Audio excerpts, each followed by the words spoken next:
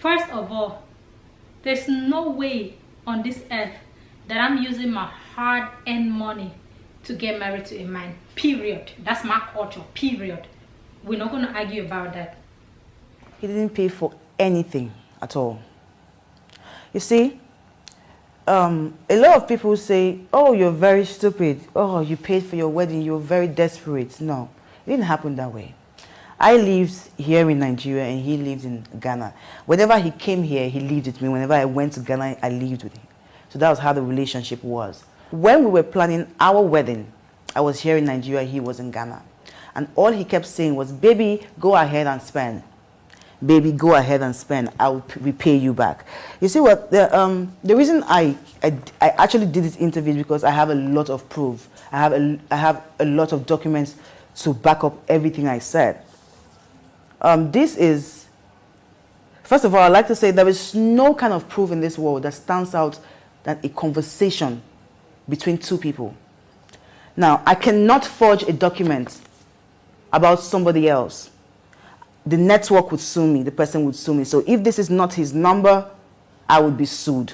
Now, these are documents of me asking this man to pay me back the money I used in marrying him. In this document also, you would also see his replies. There is also a document stated here when I said that he never gave me any money, and he acknowledged it, that he never gave me any money for. I said, Ola, the only money you gave me for the wedding is 1.7 million. Even your family contributed 1 million inside this money. You asked me to keep spending my money. You would pay me back. I don't know why it's an issue now. Is 1.7 million my bride price, or is that what bought the drinks, flew you there, paid for hotel, and fed you? My friend's boyfriend paid for the hotel that my husband slept with me in, made love to me in on the day of my wedding. It was another man that paid for it. To the drinks of my wedding, I paid for it. I flew my ex-husband down from Ghana to Nigeria, to my village, to get married to me.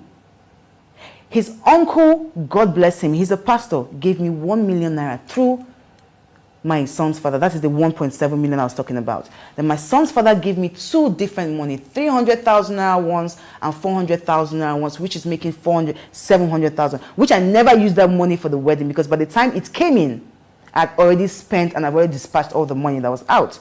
So yes, these are all the documents that shows that Olakunle Churchill was married by a woman's money. It's here. So if you say that this is not your number, Olakunle Churchill, I will prove to the world that this is your number. I will go to every network that you use and I'll prove to them that this is your number, because this is your number. And these are all the proof that you, even in here, he negotiated my bill. Because when I asked him for this money was after we got married. I knew that I wanted to leave him. So I started asking for all of my properties. I just wanted to, in disguise, to take everything I had and leave. So I started to ask him for it. And at the end of this,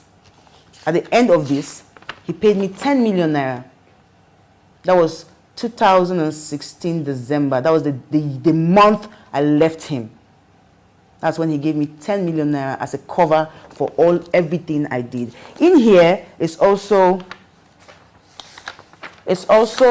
a message that he asked me that I should, that how much, she said, baby, how much have you spent so far from the introduction up to date? Give me. That's what he does sometimes. So if I ask him for my money for too much, then he will now say, oh, send me. And in the next 1 month, he doesn't send my money anymore. So these are all the proof that I paid to marry this man, and this man did not spend a dime, not even for food.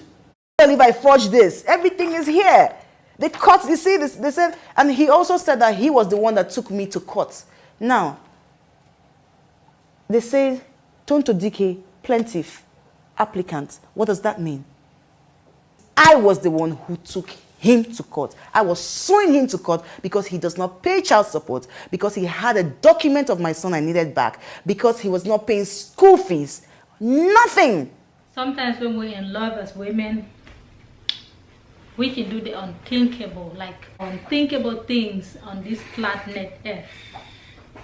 If you don't have full bride price, if you don't have money for drinks, money for food, if you're broke, you're not ready to get married, because you're not expecting me to like, oh, do the payments, arrange everything, then you're gonna pay me back, you're gonna refund me back. It don't work like that, okay? We're gonna do all this together, okay? We're gonna make that list together. We're gonna drop everything. You're gonna show how much you got. We're gonna compare it to see, okay, if it's gonna match you, like, you know what I mean? There's nothing like, okay, I'm gonna fund it, then you refund me back. It don't work like that. In this generation, it don't work like that. It's either as a man, you get the money to get married to a woman, or you don't have it, especially as an African woman. That's our culture. That's our culture. Period.